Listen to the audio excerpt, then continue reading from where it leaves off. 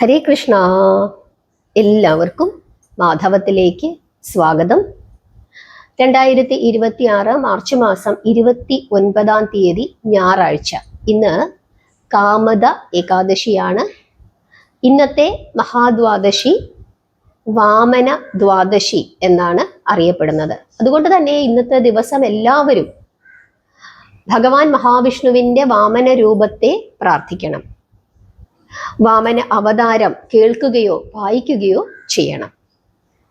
പലർക്കും ഭാഗവതത്തിലെ വാമന അവതാരം വായിക്കുവാൻ പലതരത്തിലുള്ള ബുദ്ധിമുട്ടുകൾ ഉണ്ടാകാറുണ്ട്. അതുകൊണ്ടാണ് കഥാരൂപത്തിൽ ഇന്നു ഞാൻ നിങ്ങൾക്ക് വാമന അവതാരം വിശദമായി തന്നെ പറഞ്ഞു തരാം എന്ന് വിചാരിക്കുന്നത്.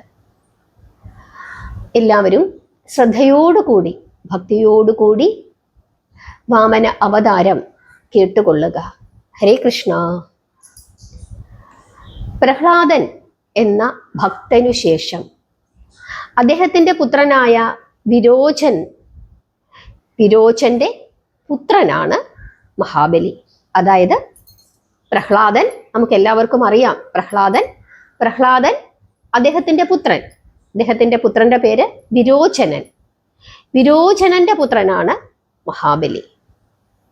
അങ്ങനെയാകുമ്പോൾ മഹാബലിയുടെ അപ്പൂപ്പനാണ് ആര്? പ്രഹ്ലാദൻ. ആ മഹാബലിയാണ് ഏറ്റവും ശ്രേഷ്ഠനായ അസുര ചക്രവർത്തി എന്ന നിലയിൽ കീർത്തിമാനായത്. 3 ലോകങ്ങളിലും അദ്ദേഹത്തിൻ്റെ പ്രശസ്തി യശസ് പരന്നു. 1000 അശ്വമേധ യാഗങ്ങളാണ് അദ്ദേഹം നടത്തിയത്. 1000 അശ്വമേധ യാഗങ്ങൾ നടത്തുമ്പോൾ അദ്ദേഹം ഇന്ദ്രന് തുല്യനായി തീരുകയും ചെയ്തു. തൻ്റെ രാജ്യത്തിൽ ദാരിദ്ര്യവും ദുരിതങ്ങളും അനുഭവിക്കുന്നവർ ആരും ഉണ്ടാകാൻ പാടില്ല എന്നുള്ളത് അദ്ദേഹത്തിൻ്റെ ഒരു നിർബന്ധമായിരുന്നു. അതനുസരിച്ചിട്ടുള്ള ഭരണമായിരുന്നു അദ്ദേഹം കാഴ്ചവെച്ചിരുന്നത്. വലിയവരെന്നും ചെറിയവരെന്നും ഉള്ള യാതൊരു വ്യത്യാസവും ഇല്ലാതെ ഒരുപോലെ അദ്ദേഹം എല്ലാവരെയും കാണുകയും രാജ്യം ഭരിക്കുകയും ചെയ്തു. ആ കാലത്ത് പണക്കാരെന്നോ പാവപ്പെട്ടവരെന്നോ ഉള്ള വ്യത്യാസം ഇല്ലാതെയായി സമത്വമായിരുന്നു ആ രാജാവിൻ്റെ ഏറ്റവും വലിയ ആദർശം. കളവ്, ചതി, വഞ്ചന, പരദ്രോഹം, കൊല, പാതിവൃത്യഭംഗം എന്നിങ്ങനെയുള്ള യാതൊരു ദുഷ്കർമ്മങ്ങളും അദ്ദേഹത്തിൻ്റെ ഭരണകാലത്ത് ആ നാട്ടിൽ ഇല്ലായിരുന്നു. മാമുനികൾക്ക് എവിടെയിരുന്നും തപസ്സു ചെയ്യാം, ആരും തടസ്സപ്പെടുത്തിയിരുന്നില്ല. യാഗങ്ങളും ധാരാളമായി നടന്നുകൊണ്ടിരുന്നു. ഭൂമിയും ഇഷ്ടം പോലെ വിളഞ്ഞു. മഹാബലിയുടെ കാലത്ത് സ്വർഗത്തേക്കാൾ സുഖം ഭൂമിയിലായിരുന്നു. വംശം കൊണ്ട് അദ്ദേഹം പക്ഷേ അസുരനായിരുന്നു. അസുരന്മാരുടെ സ്വഭാവം ഇത്തരത്തിലായിരുന്നില്ല. പക്ഷേ മഹാബലിയുടെ പ്രവർത്തനം വളരെ ശ്രേഷ്ഠമായിരുന്നു. അദ്ദേഹം തൻ്റെ പ്രവൃത്തിയിലും സ്വഭാവത്തിലും ദേവനായിട്ടാണ് കാണപ്പെട്ടത്. തൻ്റെ പിതാമഹനായ പ്രഹ്ലാദൻ വെട്ടിത്തുറന്ന ഭക്തിയുടെ പരിമളം നിറഞ്ഞ പാതയിൽ കൂടി അദ്ദേഹം സഞ്ചരിച്ചു കൊണ്ടേയിരുന്നു. തൻ്റെ പുണ്യകർമ്മങ്ങൾ അദ്ദേഹം ചെയ്തുകൊണ്ടേയിരുന്നു. 1000 അശ്വമേധങ്ങൾ നടത്തി കഴിഞ്ഞിരുന്നതിനാൽ ഇന്ദ്രപട്ടത്തിനു പോലും അദ്ദേഹം അർഹനായി തീർന്നിരുന്നു. തൻ്റെ സ്ഥാനം നഷ്ടമാകുമോ എന്ന ഒരു ഭയം ആ സമയത്ത് ഇന്ദ്രനിൽ ഉണ്ടായി. ഏതായാലും മഹാബലിയെ ഇങ്ങനെ വളരാൻ അനുവദിക്കുവാൻ പാടില്ല എന്നുള്ള ആ സ്വാർത്ഥമായ ചിന്തയോടുകൂടി ദേവേന്ദ്രൻ ദേവഗന്ധർവ കിം പുരുഷാദികൾ അടങ്ങിയ ഒരു വലിയ സേനയുമായി വന്ന് മഹാബലിയുടെ നഗരം വളഞ്ഞു. അപ്രതീക്ഷിതമായ ഒരു ആക്രമണമാണ് ആ സമയത്ത് ഉണ്ടായത്. അതുകൊണ്ട് ആ യുദ്ധത്തിൽ മഹാബലി പരാജയപ്പെട്ടു. യുദ്ധത്തിൽ ധാരാളം അസുരന്മാർ വധിക്കപ്പെട്ടു. എങ്കിലും കുലഗുരുവായ ശുക്രമഹർഷിയുടെ മൃതസഞ്ജീവനി മന്ത്രത്തിന്റെ ശക്തിയാൽ മരണപ്പെട്ടുപോയ അസുരന്മാരെല്ലാവരും ജീവിച്ചു. അസുരന്മാരുടെ കുലഗുരുവാണ് ശുക്രാചാര്യർ. ദേവന്മാരുടെ ആരാണ്? ബൃഹസ്പതി. അതിനു പുറമെ വിശ്വജിത്ത് എന്ന ഒരു മഹായജ്ഞം നടത്തി മഹാബലി കൂടുതൽ ശക്തിയും ആർജിക്കുകയും ചെയ്തു. അനന്തരം പ്രതികാര വൈരാഗ്യത്തോടു കൂടി ആ രാജാവ് ഇന്ദ്രന്റെ അഹങ്കാരം ശമിപ്പിക്കുന്നതിന് വേണ്ടി ഒരു വമ്പിച്ച അസുരപ്പടയുമായി ദേവലോകത്തെത്തുകയും ദേവരാജധാനിയെ ആക്രമിച്ച് ദേവലോകം കീഴടക്കുകയും ചെയ്തു. ദേവേന്ദ്രനും അനുയായികളും പ്രാണരക്ഷാർത്ഥം അജ്ഞാതമായ കാടുകളിൽ അഭയം തേടി. ഇന്ദ്രസിംഹാസനത്തിൽ ബലിചക്രവർത്തി ആരൂഢനായി. ദേവലോകം ആക്രമിച്ചിട്ടുള്ള മറ്റു അസുര രാജാക്കന്മാരെ പോലെ യാതൊരു വിധത്തിലുള്ള ആക്രമണങ്ങളും മഹാബലി അവിടെ ചെയ്തില്ല. ഇന്ദ്രൻ ഭരിച്ചതിനേക്കാൾ ക്ഷേമകരമായ വിധം അദ്ദേഹം ഭരണം നടത്തി. എല്ലാ കാര്യവും ദേവാചാര്യനായ ബൃഹസ്പതിയോടും കൂടി ആലോചിച്ചുകൊണ്ടായിരുന്നു അദ്ദേഹം ചെയ്തത്. അങ്ങനെ അമരലോകത്ത് തൻ്റെ ആധിപത്യം സ്ഥാപിച്ചതിനു ശേഷം അദ്ദേഹം ഭൂതലത്തിലേക്ക് യാത്ര തിരിച്ചു. 3 ലോകങ്ങളുടെയും നാഥനാണ് താനെന്ന് മഹാബലി ചക്രവർത്തി അങ്ങനെ പ്രഖ്യാപിക്കുകയും ചെയ്തു. ദേവലോകത്തിലെ ഈ വിഷമസ്ഥിതി, അതായത് തൻ്റെ മക്കൾ പലരും കാട്ടിലേക്ക് പോയിരിക്കുന്നു, അവർക്ക് രാജാവ് എന്ന സ്ഥാനം നഷ്ടപ്പെട്ടിരിക്കുന്നു, ഇതെല്ലാം കണ്ടിട്ട് ഇന്ദ്രമാതാവായ അതിഥിക്ക് വളരെയധികം സങ്കടമാണ് തോന്നിയത്. തൻ്റെ പുത്രനിരുന്നു വാണരുളേണ്ടുന്ന ദേവസഭാ മണ്ഡപത്തിലെ ആ സമുന്നത രത്നസിംഹാസനത്തിൽ കേവലം ഒരു അസുരനിരുന്നു വാഴേണ്ടി വന്നല്ലോ എന്നോർത്ത് ആ മാതാവിന് വളരെയധികം വിഷമമാണ് തോന്നിയത്. അതിഥി തൻ്റെ ഭർത്താവായ കശ്യപന്റെ അടുക്കൽ ചെന്നിട്ട് തൻ്റെ സങ്കടങ്ങളെല്ലാം പറഞ്ഞു. കശ്യപൻ അതിഥിയെ സമാധാനിപ്പിച്ചു. എന്നിട്ട് ഇങ്ങനെ ഉപദേശിക്കുകയാണ്: അല്ലയോ നാഥേ, മഹാബലി ശ്രേഷ്ഠനാണ്, പുണ്യവാനാണ്, ഒരു മഹാത്മാവുമാണ്. അതുമാത്രമല്ല, എൻ്റെ പുത്രൻ്റെ പൗത്രനുമാണ്. അവൻ്റെ പിതാമഹനായ പ്രഹ്ലാദൻ കാണിച്ചു കൊടുത്ത വഴിയിലൂടെയാണ് അവൻ സഞ്ചരിച്ചത്. എങ്കിലും ഇപ്പോൾ അല്പം അഹങ്കാരം അവനിൽ വന്നിട്ടുണ്ട്. അതുകൊണ്ട് ഭഗവാന് അവനോടുള്ള പ്രീതിക്ക് അല്പം കുറവും വന്നിട്ടുണ്ട്. അതുകൊണ്ട് ഏകാഗ്രമായ വിഷ്ണുഭക്തിയോടുകൂടി 12 ദിവസം ശ്രേഷ്ഠമായ പയോവ്രതം അനുഷ്ഠിച്ചാൽ നിന്റെ പുത്രന്റെ നഷ്ടപ്പെട്ട ദേവലോകത്തിലെ ആധിപത്യം തിരിച്ചു കിട്ടാനുള്ള മാർഗം അതോടുകൂടി തെളിയും. പണ്ട് പാലാഴി മഥനം നടക്കുന്ന സമയത്ത് അസുരന്മാരുടെ രാജാവായിരുന്നു മഹാബലി. ആ സമയത്ത് ദേവന്മാരെ പറ്റിച്ചുകൊണ്ട് അസുരന്മാർ അമൃത് കൈക്കലാക്കി. പിന്നീട് ഭഗവാൻ മഹാവിഷ്ണു മോഹിനി രൂപം സ്വീകരിക്കുകയും അസുരന്മാരിൽ നിന്ന് അമൃത് കൈക്കലാക്കുകയും ദേവന്മാർക്ക് തിരിച്ചു കൊടുക്കുകയും ചെയ്തു. ആ സമയത്ത് അസുരന്മാർ അമൃത് കൈക്കലാക്കിയ സമയത്ത് മഹാബലി ഒരു തരത്തിലുള്ള പ്രതികരണവും നടത്തിയില്ല. എന്ന് മാത്രമല്ല, അല്പം ഒരു ദേഷ്യം മഹാബലിക്ക് ഉണ്ടായിരുന്നു താനും. ആ പകയും കൂടി വെച്ചുകൊണ്ടാണ് ഇപ്പോൾ മഹാബലി ഇപ്രകാരമൊക്കെ പ്രവർത്തിച്ചത്. അതുകൊണ്ട് അല്ലയോ ഭവതി, അവിടുന്ന് വിഷമിക്കണ്ട. ശ്രീഹരി എന്തെങ്കിലും ഒരു മാർഗം കാണിച്ചു തരും. അതുകൊണ്ട് അവിടുന്ന് നിഷ്ഠയോടുകൂടി പയോവ്രതം അനുഷ്ഠിച്ചു കൊള്ളുക എന്ന് പറയുകയാണ്.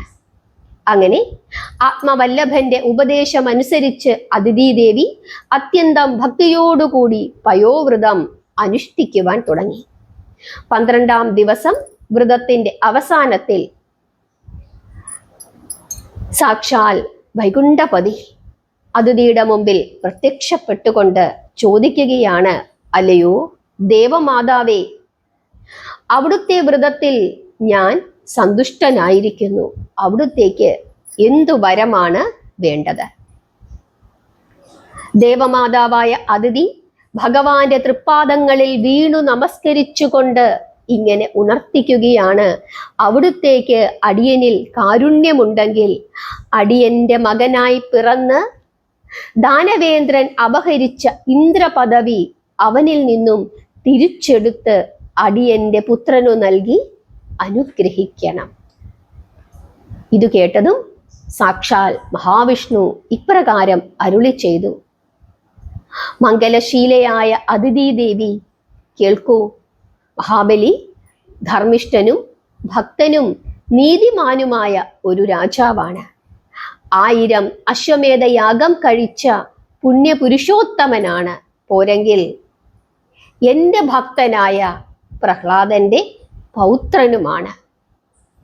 ഇത് കേട്ടതും അതിഥി വീണ്ടും പറയുകയാണ്, പ്രഭോ ലോകേശ്വര, അടിയൻ ഉണർത്തിക്കുന്നത് കേൾക്കണം. മഹാബലി എത്ര ധർമ്മിഷ്ഠനായ രാജപുങ്കവനായാലും തനിക്ക് അവകാശപ്പെടാത്ത നിന്തിരുവടിയാൽ ദാനം ചെയ്യപ്പെടാത്ത ദേവലോക ആധിപത്യം കവർന്നെടുത്തത് ധർമ്മമാണോ? ദേവലോകത്തിന്റെ പേര് ഇനിമേൽ അസുരലോകം എന്നായി തീരുകയില്ലേ മഹാബലിയുടെ ഇപ്രകാരമുള്ള പ്രവർത്തിയാൽ? ഇത് കേട്ടതും മഹാവിഷ്ണു പറയുകയാണ്, ദേവിയുടെ പുത്രനായ ഇന്ദ്രന്റെ കുറ്റം കൊണ്ട് തന്നെയാണ് മഹാബലി ദേവലോകം ആക്രമിച്ചത്. അവൻ അവിടെ ഭരിക്കുന്നത് കൊണ്ട് ആർക്കും ഒരു സങ്കടവുമില്ല. 1000 അശ്വമേധയാഗങ്ങൾ മഹാബലി നടത്തിയിട്ടുള്ളത് കൊണ്ട് ഇന്ദ്രനാകാനുള്ള യോഗ്യത ഉണ്ട് താനും. ഇങ്ങനെ മഹാവിഷ്ണു പറഞ്ഞപ്പോൾ വീണ്ടും അതിഥി പറയുകയാണ്, ശരി തന്നെയാണ്. എങ്കിലും ദേവലോകം ദേവകൾക്കും അസുരലോകം അസുരന്മാർക്കും എന്നല്ലേ വിധിച്ചിട്ടുള്ളത്? അതിന് വിപരീതമായാൽ ലോകധർമ്മങ്ങൾ പിന്നെ എങ്ങനെ നിലനിൽക്കും? മധുസൂദനൻ മധുരമായ മന്ദസ്മിതം പൊഴിച്ചുകൊണ്ട് ഇങ്ങനെ അരുളി ചെയ്തു, ഭദ്രേ സമാധാനിച്ചാലും ഞാൻ ഭവതിയുടെ പുത്രനായി ജനിച്ച് അവിടുത്തെ ആഗ്രഹം സാധിച്ചു തരുന്നതാണ്. ഇങ്ങനെ വൈകുണ്ഠപതിയായ സാക്ഷാൽ മഹാവിഷ്ണു അനുഗ്രഹിക്കുകയാണ്. അതിനുശേഷം അദ്ദേഹം അപ്രത്യക്ഷനായി. അതിഥി ഭർത്താവിനെ ചെന്നുകണ്ട് എല്ലാ വിവരങ്ങളും ധരിപ്പിച്ചു. ഭഗവാന്റെ ഭക്തവാത്സല്യമോർത്ത് കശ്യപൻ അദ്ദേഹത്തെ വാഴ്ത്തി സ്തുതിച്ചു. ഹരേ കൃഷ്ണ. ധർമ്മ സംസ്ഥാപനാർത്ഥം സച്ചിദാനന്ദ സ്വരൂപനായ ചിന്മയൻ അതിഥിയുടെ ഉദരത്തിൽ അവതരിക്കുവാൻ ഇതാ ഒരുങ്ങിക്കഴിഞ്ഞിരിക്കുന്നു. താപസനായ കശ്യപന്റെ രേതസിൽ അദ്ദേഹം പ്രവേശിക്കുകയും അതിഥിയിൽ ഗർഭത്തെ ഉൽപ്പാദിപ്പിക്കുകയും ചെയ്തു. ചിങ്ങമാസത്തിൽ വെളുത്ത പക്ഷ ദ്വാദശിയും തിരുവോണവും ചേർന്ന ദിവസം മധ്യാഹ്ന സമയം അഭിജിത്ത് മുഹൂർത്തത്തിൽ ഗ്രഹങ്ങളെല്ലാം ശുഭരാശികളിൽ നിൽക്കവേ പുരുഷരാശി ലഗ്നമായി ത്രൈലോക്യനാഥനായ ഭഗവാൻ ശ്രീഹരി കശ്യപപുത്രനായി ഇന്ദ്രന്റെ അനുജനായി തിരു അവതാരം ചെയ്തു. ആ സമയം ദേവവാക്യങ്ങളും മംഗളഗീതങ്ങളും ആകാശത്തിൽ മുഴങ്ങി. സകല വൈഷ്ണവ ചിഹ്നങ്ങളോടും കൂടിയാണ് ആ ശിശു അവതാരം ചെയ്തത്. കശ്യപനും അതിഥിയും കൈകൂപ്പി ജഗന്മയനായ ഭഗവാൻ മഹാവിഷ്ണുവിനെ വാഴ്ത്തി സ്തുതിച്ചു. പെട്ടെന്ന് തന്നെ വിഷ്ണു ചിഹ്നങ്ങൾ മറഞ്ഞ് തൽസ്ഥാനത്ത് വടുരൂപിയായ ഒരു ബ്രാഹ്മണ കുമാരന്റെ, അതായത് ബ്രഹ്മചാരിയുടെ ആകൃതി ആ ശിശു അവലംബിച്ചു. കശ്യപൻ തന്നെ തൻ്റെ പുത്രന് ജാതകർമ്മം ചെയ്തു. വളരെ പൊക്കം കുറഞ്ഞ ഒരു വണ്ണമുള്ള അങ്ങനെയുള്ള ഒരു രൂപിയായതിനാൽ, പൊക്കം കുറയുകയും എന്നാൽ അല്പം തടിച്ച ശരീരത്തോടു കൂടിയ ഒരു രൂപമായിരുന്നതിനാൽ, അതായത് ഹ്രസ്വകായ വടുരൂപിയായതിനാൽ വാമനൻ എന്ന് നാമകരണം ചെയ്യുകയും ചെയ്തു. ആ സമയം ദേവന്മാരും ബ്രഹ്മദേവനും മഹേശ്വരനും ബ്രഹ്മർഷി മുഖ്യരുമെല്ലാം അവിടെ പ്രത്യക്ഷപ്പെട്ടു. ദേവഗുരുവായ ബൃഹസ്പതി വാമനന് ബ്രഹ്മസൂത്രം നൽകി. കശ്യപൻ മേഖലയാണ് നൽകിയത്. എന്താണ് മേഖല? പുല്ലുകൊണ്ടുണ്ടാക്കുന്ന ഒരു അരഞ്ഞാണമാണ് മേഖല. അത് കശ്യപനാണ് നൽകിയത്. ഭൂമിദേവി മാൻതോലാണ് നൽകിയത്. ചന്ദ്രൻ യോഗദണ്ഡും, വനദേവതകൾ കൗപീനവും, ദേവമാതാവ് ഓലക്കുടയും, സരസ്വതി ജപമാലകളും, ബ്രഹ്മദേവൻ കമണ്ഡലവും, പാർവതീദേവി ഭിക്ഷാപാത്രവും ദാനം ചെയ്തു. അങ്ങനെ വാമനന് ആവശ്യമായ മറ്റു സാധനങ്ങൾ മറ്റു ദേവന്മാരും സമ്മാനിച്ചു. അപ്രകാരം ബ്രഹ്മചാരിയായ ഒരു സന്യാസി ബാലന്റെ വേഷത്തിൽ വാമനമൂർത്തി എല്ലാവരുടെയും അനുഗ്രഹാശിസുകളോടെ ഭിക്ഷാടനത്തിനായി ഇറങ്ങി.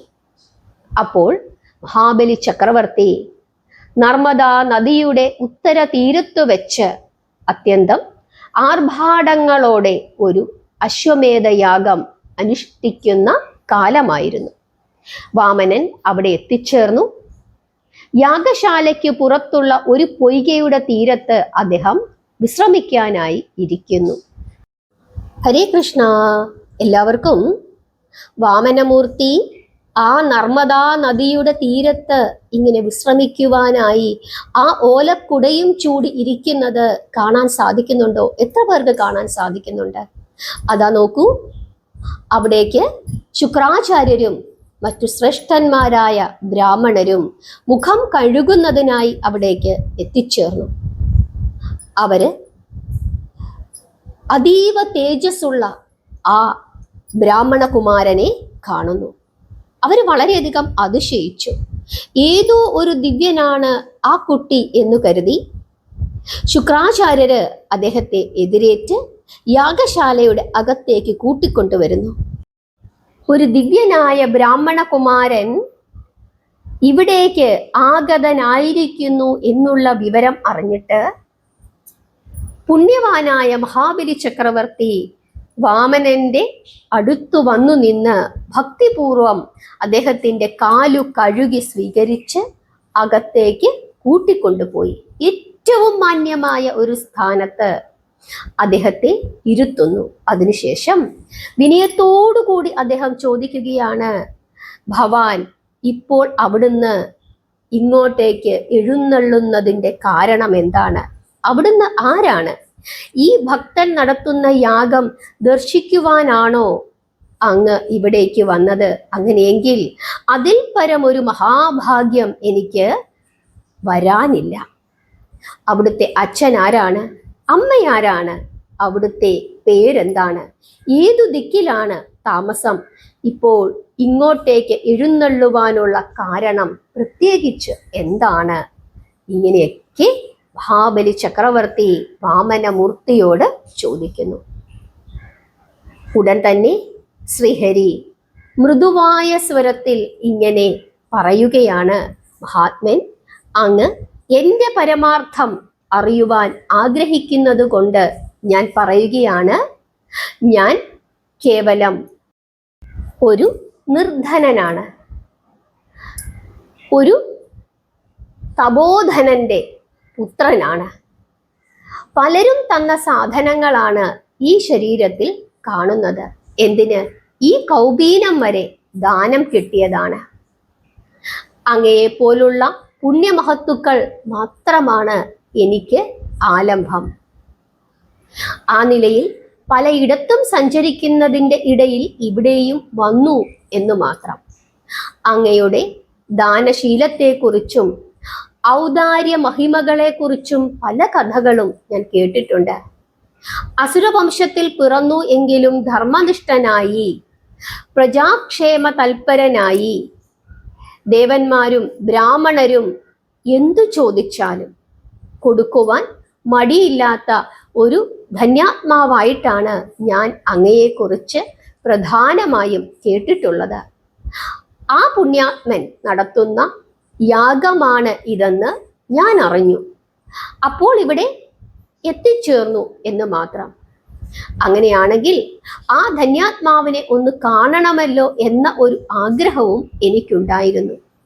അങ്ങനെ ചിന്തിച്ചുകൊണ്ട് ആ പൊയ്കയുടെ തീരത്തിരിക്കുമ്പോഴാണ് ശുക്രമഹർഷി യാദൃച്ഛികമായി എന്നെ വന്നു കണ്ട് എൻ്റെ പേരെന്താണ് എന്ന് ചോദിച്ച് എന്നെ ഇങ്ങോട്ടേക്ക് കൂട്ടിക്കൊണ്ടുവന്നത്. എനിക്ക് പ്രത്യേകിച്ച് യാതൊരു പേരുമില്ല. ഒരു വടു, പൊക്കം കുറഞ്ഞ ഒരു ബാലനായതുകൊണ്ട് ചിലരെന്നെ വാമനൻ എന്നും വിളിക്കുന്നു. ഇത് കേട്ടതും മഹാബലി ചക്രവർത്തി പറയുകയാണ്, അല്ലയോ ബ്രഹ്മചാരി, അങ്ങ് എന്നെ കാണുവാൻ ആശിച്ചത് എന്തെങ്കിലും കാര്യസാധ്യത്തിനു വേണ്ടിയിട്ടാണോ? അങ്ങനെയാണെങ്കിൽ അങ്ങേക്ക് എന്താണ് ആവശ്യം? എന്നോട് പറയൂ, ഞാനത് സാധിച്ചു തരാം. അങ്ങക്ക് എന്താണ് വേണ്ടത്? രാജ്യമോ, ദേശമോ, മന്ദിരമോ, രത്നഭൂഷാദികളോ, ധനമോ, വസ്ത്രമോ, ഭക്ഷണമോ, എന്താണ് അങ്ങേക്ക് വേണ്ടത്? മടിക്കാതെ പറയൂ എന്ന് മഹാബലി പറയുന്നു. അത് കേട്ടതും വാമനമൂർത്തി പറയുകയാണ്, ഭഗവാൻ കൽപ്പിച്ചതിലൊന്നും എനിക്ക് ആഗ്രഹമില്ല. എനിക്കത് കിട്ടിയിട്ട് എന്ത് പ്രയോജനം? ഭാവിയിൽ വേളി കഴിച്ച് ഗൃഹസ്ഥാശ്രമിയായി ജീവിക്കുവാൻ ഞാൻ ഉദ്ദേശിക്കുന്നില്ല. പോരെങ്കിൽ ധനമുണ്ടായാൽ അത് അഹങ്കാരത്തിന് കാരണമായി തീരുകയും ചെയ്യും. ഞാൻ പോകട്ടെ പ്രഭു. അങ്ങ് എന്നോട് കാണിച്ച ഈ ഉപചാരത്തിന് വളരെയധികം നന്ദി. ഇങ്ങനെ പറഞ്ഞുകൊണ്ട് വാമനമൂർത്തി യാത്ര തിരിക്കുന്നതിനായി എഴുന്നേൽക്കുന്നു. ആ സമയത്ത് മഹാബലി ഭവ്യതയോടുകൂടി വീണ്ടും പറയുകയാണ്, അല്ലയോ ബ്രഹ്മചാരി, എന്നിൽ നിന്നും എന്തെങ്കിലും ഒരു ദാനം സ്വീകരിക്കാതെ പോകുന്നത് എനിക്ക് സങ്കടമാണ്. ഇത് കേട്ടതും വാമനമൂർത്തി പറയുകയാണ്, അങ്ങേക്ക് അത്ര നിർബന്ധമാണെങ്കിൽ തരൂ, ഞാനത് വാങ്ങാം. തുച്ഛമായ ഒരു ദാനം. 3 ലോകത്തിനും നാഥനായ ഭവാനോട് അത് പറയുവാൻ എനിക്ക് നാണമുണ്ട്. എങ്കിലും പറയുന്നു, ദിവസവും എനിക്കിരുന്ന് ഈശ്വര ധ്യാനം ചെയ്യുവാൻ 3 അടി ഭൂമി അങ്ങ് ദാനം ചെയ്യണം. അതിൽ കൂടുതൽ ഒന്നും വേണ്ട. വല്ലവരുടെയും സ്ഥലത്ത് പോയിരുന്നാൽ അവിടെ ഇരുന്നു കൊണ്ട് ധ്യാനവും ജപവും നടത്തിക്കൊണ്ടിരിക്കുന്നത് വളരെയധികം നാണക്കേടാണ്. ഇപ്പോൾ പക്ഷേ ഞാൻ അതാണ് ചെയ്തുകൊണ്ടിരിക്കുന്നത്. അങ്ങ് നിർബന്ധമായി പറഞ്ഞതുകൊണ്ട് മാത്രമാണ് ഞാനിത് സ്വീകരിക്കുന്നത്. എൻ്റെ കൊച്ചുപാദങ്ങൾ കൊണ്ട് അളന്ന് 3 അടി മണ്ണ് മാത്രം എനിക്ക് മതിയെന്ന് ശ്രീഹരി വാമനമൂർത്തി മഹാബലിയോട് പറയുന്നു. മഹാബലി പറയുകയാണ്, ശുദ്ധാത്മാവായ ബ്രഹ്മചാരി, നിസാരമായ 3 അടി മണ്ണ് ഒരു ദാനമാകുമോ? അതിൽ അങ്ങേക്ക് ഒന്നിരിക്കാൻ പോലും ഇടം കിട്ടുകയില്ലല്ലോ. കൂടുതൽ ചോദിച്ചു കൊള്ളുക, എത്ര വേണമെങ്കിലും ഞാൻ നൽകാം. അപ്പോൾ വാമനമൂർത്തി പറയുകയാണ്, വേണ്ട പ്രഭു, എനിക്ക് ഇത്രയും മതി. ഒന്നിരുന്ന് നാമം ജപിക്കണം, ഭജിക്കണം, അതിനുള്ള സ്ഥലമല്ലേ എനിക്ക് ആവശ്യമുള്ളൂ. അപ്പോൾ മഹാബലി പറയുകയാണ്, അങ്ങേക്ക് അത്ര നിർബന്ധമാണെങ്കിൽ മറിച്ച് എനിക്ക് എന്തു ചെയ്യുവാൻ കഴിയും? ആ 3 അടി ഭൂമി ഇപ്പോൾ തന്നെ ഞാൻ ദാനം ചെയ്തു കഴിഞ്ഞിരിക്കുന്നു. അങ്ങേക്ക് വിട്ടുതരാം. അങ്ങേക്ക് ഇഷ്ടമുള്ള സ്ഥലത്ത് അളന്നുകൊള്ളുക. ഈ യാഗവേളയിൽ അങ്ങനെയൊരു സൽക്കർമ്മം നടക്കട്ടെ എന്ന് മഹാബലി ചക്രവർത്തി വാമനമൂർത്തിയോട് പറയുന്നു. അതിനുശേഷം ജലം എടുക്കുവാനായി അദ്ദേഹം ജലപാത്രത്തിന്റെ സമീപത്തേക്ക് പോകുന്നു. ആ സമയം ശുക്രാചാര്യര് ഇതെല്ലാം കണ്ടും കേട്ടും കൊണ്ട് അവിടെ നിൽക്കുന്നുണ്ടായിരുന്നു. അസുരഗുരുവായ ശുക്രാചാര്യർ അദ്ദേഹം മഹാബലിയുടെ അടുക്കൽ ചെന്ന് രഹസ്യമായി മന്ത്രിച്ചു, മഹാത്മൻ, ആ നിൽക്കുന്നത് കേവലം ഒരു ബ്രാഹ്മണ ബാലനല്ല. അദ്ദേഹത്തിൽ തിളങ്ങുന്ന പ്രഭയും തേജസ്സും അങ്ങ് കാണുന്നില്ലേ? സാക്ഷാൽ വൈകുണ്ഠപതിയായ വിഷ്ണു ഭഗവാനാണ് അദ്ദേഹം. ദേവകൾക്ക് വേണ്ടി അങ്ങയെ വഞ്ചിക്കുവാനായി വടുരൂപം ധരിച്ചു വന്നിരിക്കുകയാണ്. വിഷ്ണു ചിഹ്നങ്ങൾ ആ മനോഹരമായ തിരുമേനിയിൽ വിളങ്ങുന്നത് അന്തർമുഖ നയനങ്ങൾ കൊണ്ട് ഞാൻ കാണുന്നു. അതുകൊണ്ട് ദാനം അങ്ങ് ചെയ്യരുത്. 3 അടി ഭൂമി ദാനം ചെയ്താൽ 3 ലോകവും ആ കുമാരൻ അളന്നെടുക്കും. ഇങ്ങനെ ശുക്രാചാര്യര് മഹാബലിയെ ഉപദേശിക്കുന്നു. അത് കേട്ടതും മഹാബലി പറയുകയാണ്, ദാനം ചെയ്യാം എന്നു ഞാൻ പറഞ്ഞു പോയി. അതിൽ നിന്നും ഇനി പിന്മാറാൻ സാധിക്കുകയില്ല. അത് സത്യലംഘനമായി തീരും. അപ്പോൾ ശുക്രാചാര്യര് വീണ്ടും പറയുകയാണ്, ബാലന്മാർ തമ്മിൽ കളിക്കുമ്പോഴും നാരികളുമായി രമിക്കുമ്പോഴും വിവാഹകാര്യങ്ങൾ ആലോചിക്കുമ്പോഴും മനസ്സറിയാതെ ധനനഷ്ടം സംഭവിക്കുമ്പോഴും ആപത്തിൽ നിന്ന് ജീവനെ രക്ഷിക്കുവാൻ തുടങ്ങുമ്പോഴും പുളിവചനം പറയുന്നത് പാപമല്ല എന്ന് അങ്ങ് കേട്ടിട്ടില്ലേ? ഇത് കേട്ടതും മഹാബലി വീണ്ടും പറയുകയാണ്, ഈ ലോകത്തിനുടയവനായ ഭഗവാന്റെ തിരുവുള്ളം എങ്ങനെയോ അങ്ങനെ നടക്കട്ടെ. ആചാര്യരെ, ഞാൻ സത്യലംഘനം ചെയ്യുകയില്ല. അങ്ങ് പറയുന്നത് പോലെ ഈ ബ്രാഹ്മണകുമാരൻ സാക്ഷാൽ വൈകുണ്ഠപതിയായ നാരായണനാണെങ്കിൽ അദ്ദേഹം എന്നോട് 3 അടി മണ്ണ് ചോദിച്ചാൽ കൊടുക്കേണ്ടവനല്ലേ ഞാൻ? അതിലുമുപരി ശ്രേഷ്ഠമായ ദാനം പിന്നെ എന്താണുള്ളത്? സാക്ഷാൽ വൈകുണ്ഠപതി നേരിട്ട് വന്ന് എന്നോട് ആവശ്യപ്പെടുന്നു എനിക്കിത് വേണമെന്ന്. അതിലും വലിയൊരു പുണ്യം എനിക്ക് എന്താണ് കിട്ടാനുള്ളത്? അതിലും വലിയ ഒരു വരം എനിക്ക് എന്താണ് കിട്ടാനുള്ളത്? ഇങ്ങനെ മഹാബലി പറയുകയാണ്. ആ സമയം ധർമ്മപത്നിയായ വിന്ധ്യാവലി സമീപത്തിരുന്ന ജലപാത്രമെടുത്ത് ഭർത്താവിൻ്റെ കരത്തിലേക്ക് വെള്ളം ഒഴിച്ചു കൊടുത്തു. സർവദാനവരും യാഗഹോത്രികളും കർമ്മികളും മഹർഷികളും നോക്കി നിൽക്കെ അദ്ദേഹം വാമനമൂർത്തിയെ അടുത്തു വിളിച്ചു നിർത്തുന്നു. ബ്രാഹ്മണകുമാര, അങ്ങേക്കിഷ്ടമുള്ള സ്ഥലത്തു നിന്നും 3 അടി ഭൂമി അളന്നെടുക്കുവാൻ സമ്മതിച്ച് ഇതാ ഉദകദാനം ഞാൻ ചെയ്യുന്നു എന്ന് പറഞ്ഞുകൊണ്ട് ജലം ആ ബാലന്റെ കൈകളിലേക്ക് പകർന്നു കൊടുത്തു. സാക്ഷാൽ വൈകുണ്ഠമൂർത്തി ആ ജലം സ്വീകരിച്ചുകൊണ്ട് മഹാബലിയെ അനുഗ്രഹിച്ചു. ദേവകൾ പുഷ്പവൃഷ്ടി ചെയ്ത് സന്തോഷം പ്രകടിപ്പിച്ചു. ഇതെല്ലാം നോക്കി നിൽക്കുകയാണ് ശുക്രാചാര്യർ. അദ്ദേഹത്തിന് വലിയ ദേഷ്യമാണ് തോന്നിയത്. എന്തൊരു അധർമ്മമാണ് ഇവിടെ നടക്കുന്നത്, ഞാനിത് കണ്ടുപോയല്ലോ എന്ന് പറഞ്ഞ് അവിടെ ഇരുന്ന തീർത്ഥ ജലമെടുത്ത് ശുക്രാചാര്യര് തൻ്റെ കണ്ണ് കഴുകുന്നു. അപ്പോൾ ആ ജലത്തിലുണ്ടായിരുന്ന ഒരു കരട് ശുക്രാചാര്യരുടെ കണ്ണിലേക്ക് പതിക്കുന്നു. ശുക്രാചാര്യര് ആ കരടെടുക്കുവാൻ വളരെയധികം പരിശ്രമിച്ചു എങ്കിലും അദ്ദേഹത്തിന് അതെടുക്കുവാൻ സാധിച്ചില്ല. ആ സമയത്ത് അവിടെയും വാമനമൂർത്തി ശുക്രാചാര്യരെ സഹായിക്കാനായി എത്തിച്ചേർന്നു. അദ്ദേഹം വാമനമൂർത്തി തൻ്റെ ദർഭയുടെ അഗ്രം കൊണ്ട് അതെടുത്തു എങ്കിലും, കരടെടുത്തു കൊടുത്തു എങ്കിലും മൂർച്ചയേറിയ ദർഭമുനയേറ്റ് ശുക്രന്റെ ഒരു കണ്ണ് എന്നേക്കുമായി പൊട്ടിപ്പോവുകയും ചെയ്തു. ഹരേ കൃഷ്ണ. അതിനുശേഷം വാമനമൂർത്തി ദാനം സ്വീകരിക്കുവാനായി എത്തിച്ചേർന്നു. വാമനമൂർത്തി പെട്ടെന്നു തന്നെ അത്ഭുതകരമായ വിധം വളർന്നു. ഭൂലോകം മുഴുവനും ഒരടിയാൽ അദ്ദേഹം അളന്നെടുത്തു. 2ാമത്തെ അടി കൊണ്ട് നാഗലോകത്തെയും, അതായത് സ്വർഗലോകത്തെയും അളന്നു. നാഗലോകത്തു കണ്ട ഭഗവാന്റെ തൃപ്പാദങ്ങളെ ബ്രഹ്മദേവൻ കമണ്ഡലുവിലെ തീർത്ഥജലം കൊണ്ട് അഭിഷേകം ചെയ്തു. അതൊഴുകി ദേവമന്ദാകിനിയിൽ പതിച്ചു.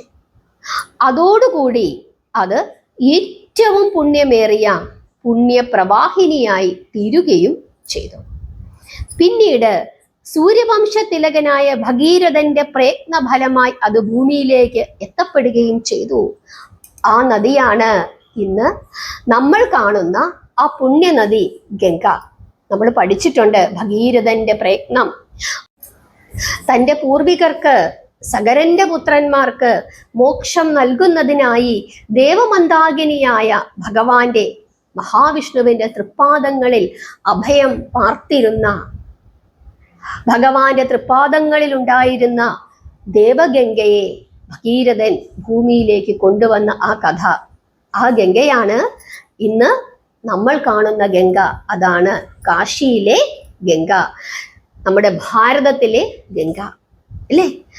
ആ ഗംഗയുടെ കാര്യമാണ് പറഞ്ഞത്. എങ്ങനെയാണ് ദേവമന്ദാകിനിയിൽ ഭഗവാന്റെ തൃപ്പാദങ്ങളിൽ പതിച്ച തീർത്ഥം എത്തിച്ചേർന്നത് എന്നുള്ള കാര്യമാണ് ഇപ്പോൾ പറഞ്ഞത്. അതായത് ദേവലോകം അളക്കുന്നതിന് വേണ്ടി വാമനമൂർത്തിയുടെ തൃപ്പാദങ്ങൾ ദേവലോകത്ത് എത്തിച്ചേർന്നപ്പോൾ ആ തൃപ്പാദങ്ങളെ ബ്രഹ്മദേവൻ തൻ്റെ കമണ്ഡലുവിലുണ്ടായിരുന്ന തീർത്ഥജലം കൊണ്ട് അഭിഷേകം ചെയ്തു എന്നും ആ തീർത്ഥജലം ഒഴുകി ദേവമന്ദാകിനിയിൽ പതിച്ചു എന്നുമാണ് ഐതിഹ്യങ്ങൾ പറയുന്നത്. അതോടുകൂടി ഏറ്റവും പുണ്യമായ നദിയായി തീർന്നു. പിന്നീട് സൂര്യവംശതിലകനായ ഭഗീരഥന്റെ പ്രയത്നം കൊണ്ട് ദേവഗംഗ ഭൂമിയിലേക്ക് ആനയിക്കപ്പെടുകയും ചെയ്തു. ആ ഗംഗാ നദിയുടെ തീരത്ത് വെച്ചാണ് നമ്മളിപ്പോൾ അന്നദാനം നടത്തുന്നത്, ഇല്ലേ? നമ്മുടെ മാധവത്തിലെ ധാരാളം ആളുകള് അന്നദാനം ചെയ്യുന്നുണ്ട് കാശിയില്. ആ കാശിയിലെ ആ അന്നദാനം എവിടെ വെച്ചാണ് നടത്തുന്നത്? ആ ഗംഗാതീരത്ത് വെച്ചാണ് നടത്തുന്നത്. ഇതിൽ പരം എന്തു പുണ്യമാണ് അവർക്ക് ലഭിക്കുവാനായിട്ടുള്ളത്? അങ്ങനെ വാമനമൂർത്തി 2 അടി അളന്നു കഴിഞ്ഞു.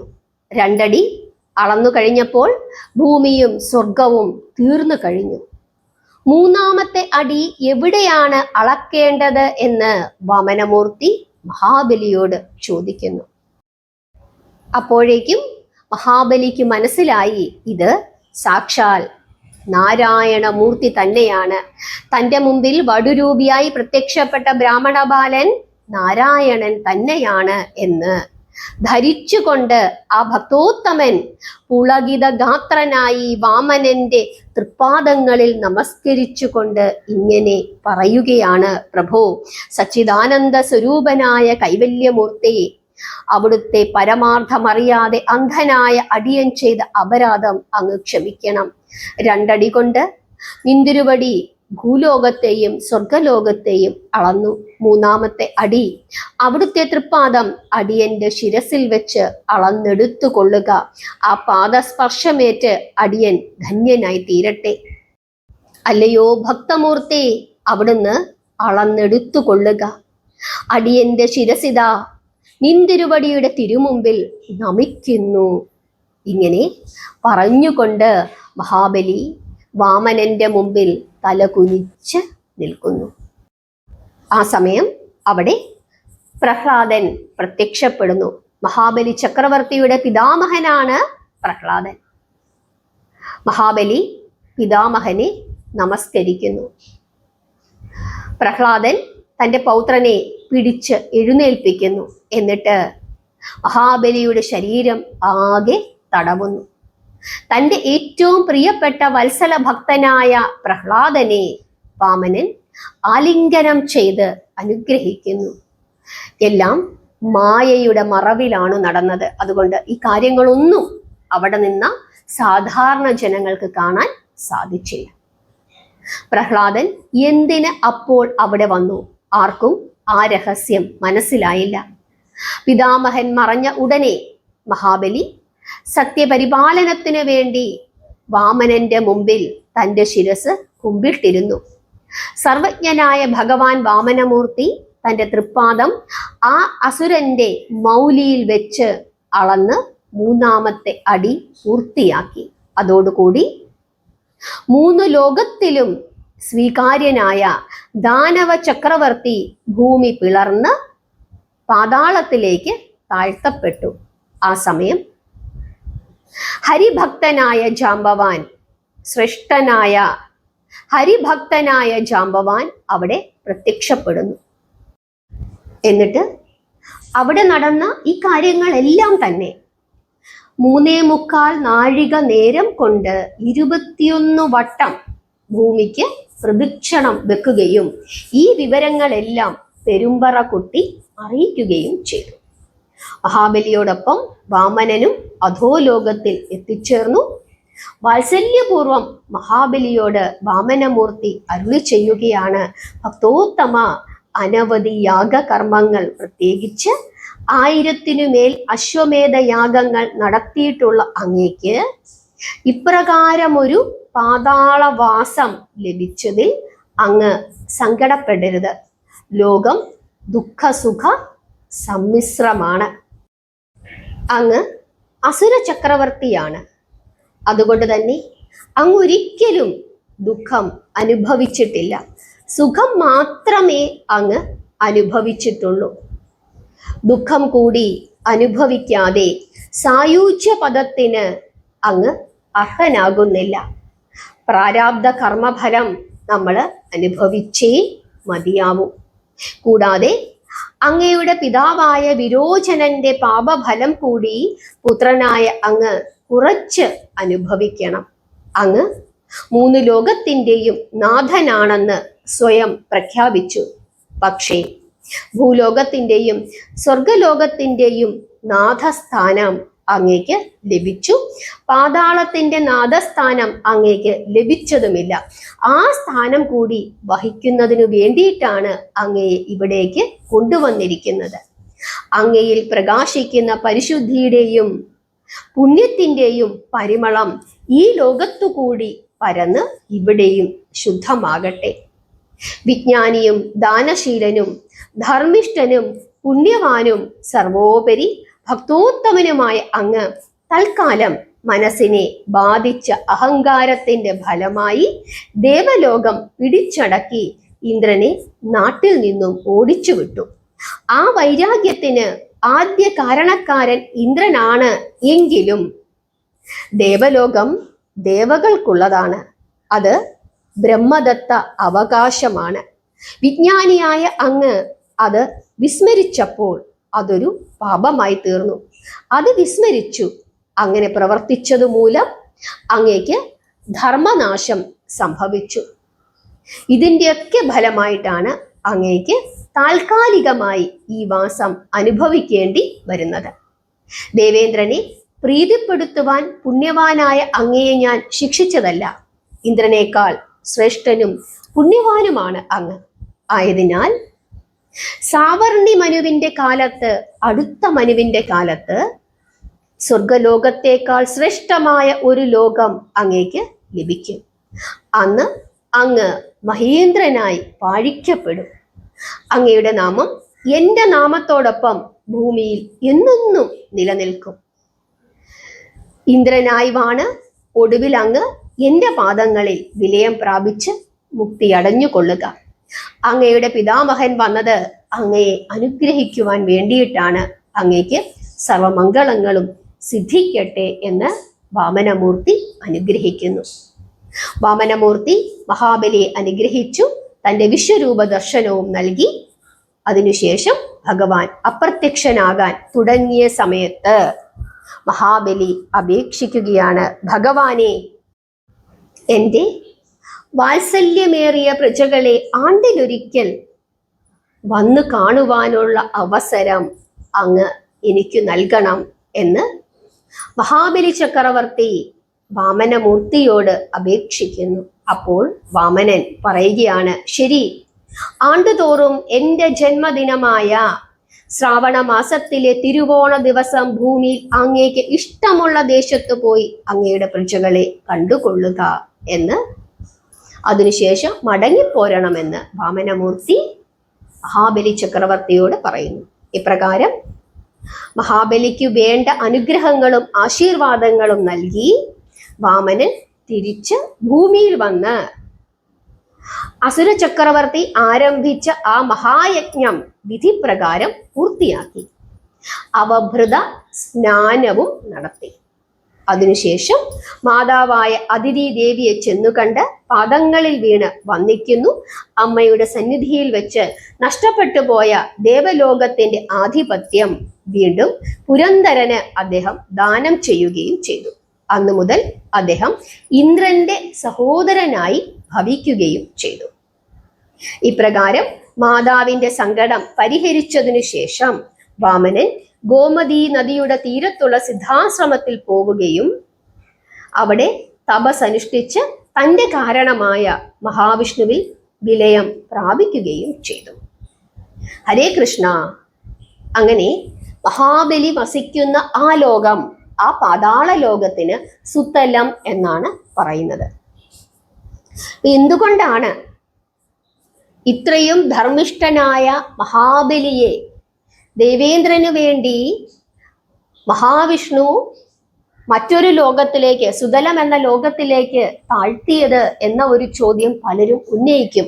അതിന് കാരണം ഞാൻ ഇപ്പോൾ പറഞ്ഞ ഈ കഥയിൽ നിന്ന് നിങ്ങൾക്ക് വ്യക്തമായി കാണുമെന്ന് വിശ്വസിക്കുന്നു. ഇവിടെ ഒരു സാവർണി മനുവിന്റെ കാര്യം പറഞ്ഞിരുന്നു. ആരാണ് സാവർണി മനു? എത്രാമത്തെ മനുവാണ്?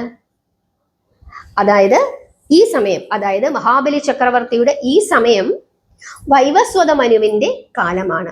7ാമത്തെ മനുവാണ് വൈവസ്വത മനു. അടുത്ത മനു 8ാമത്തെ മനു, അതായത് 8ാമത്തെ മനുവാണ് ആര്? വൈവസ്വതൻ. സൂര്യൻ അല്ലെങ്കിൽ വിവസ്വാന്റെ പുത്രനായതുകൊണ്ടാണ് വൈവസ്വതൻ എന്ന പേരു ലഭിച്ചത്. ആ വൈവസ്വതനിൽ നിന്നാണ് സൂര്യവംശം ഉണ്ടായത്. ആ കഥ ദേവി ഭാഗവതത്തിൽ വളരെ വിശദമായിട്ട് വർണ്ണിക്കുന്നുണ്ട്. അത് നമുക്ക് മറ്റൊരു അവസരത്തിൽ പറയാം. ഇപ്പോൾ നിങ്ങൾക്ക് മനസ്സിലായി കാണും എന്തുകൊണ്ടാണ് വാമനമൂർത്തി മഹാബലിയെ സുതലത്തിലേക്ക് താഴ്ത്തിയത്. സുതലത്തിലേക്ക്, അതായത് 3 ലോകത്തിനും അധിപതിയാണ് താനെന്ന് പറഞ്ഞു. ഇവിടെ അസുരലോകവും ഭൂമിയും മഹാബലിക്ക് അവകാശപ്പെട്ടതാണ്. ദേവലോകം ഒരിക്കലും അസുര ചക്രവർത്തിയായ മഹാബലിക്ക് അവകാശപ്പെട്ടതല്ല. ഒരാൾ തെറ്റു കാണിച്ചു എന്ന് കരുതി നമുക്ക് അവകാശപ്പെടാത്ത കാര്യം അയാളിൽ നിന്നും തട്ടിയെടുക്കുന്നത് ഒരു ശ്രേഷ്ഠന് യോജിച്ചതല്ല. അതുകൊണ്ടാണ് ഇവിടെ മഹാബലിയെ ഭഗവാൻ ശിക്ഷിച്ചത്. ദേവന്മാർ ധാരാളം തെറ്റുകൾ ചെയ്യുന്നുണ്ട്. ആ തെറ്റിന്റെ ഫലമായിട്ടാണ് പലപ്പോഴും അവർക്ക് ദേവലോകത്തു നിന്നും ഓടിപ്പോയി പല വിധത്തിലുള്ള കഷ്ടങ്ങളും അനുഭവിക്കേണ്ടി വരുന്നത്. അതായത് ആര് തെറ്റു ചെയ്താലും അതിന്റെ ശിക്ഷ അവർക്ക് ലഭിക്കുക തന്നെ ചെയ്യും എന്നുള്ള ആ പരമമായ തത്വമാണ് ഇവിടെ പറഞ്ഞിരിക്കുന്നത്. അല്പമൊരു അഹങ്കാരം മഹാബലിക്കുണ്ടായി. അതുകൊണ്ടാണ് 3 ലോകത്തിനും അധിപനാണ് എന്ന് പറഞ്ഞത്.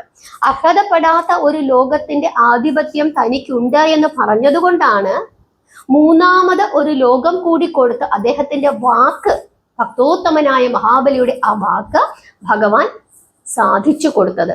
ഇപ്പോൾ വീണ്ടും അസുരലോകത്തിന്റെയും അതുപോലെ തന്നെ ഭൂമിയുടെയും മറ്റൊരു ലോകമായ സുതലത്തിന്റെയും നാഥനായി ഇരിക്കുവാനുള്ള ഭാഗ്യം വാമനമൂർത്തി, വൈകുണ്ഠമൂർത്തി മഹാബലിക്ക് കൊടുത്തു.